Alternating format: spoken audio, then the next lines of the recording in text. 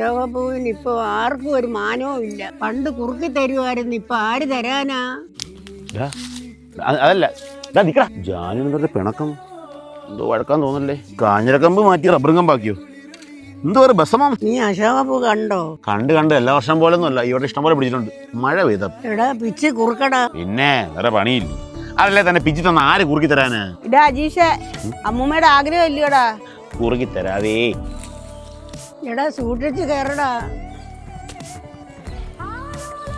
അല്ല ഇത് എങ്ങനെ കുറുക്കുണ്ടാക്കുന്നേ? അത് ഞാൻ പറഞ്ഞു തരാം മോനെ.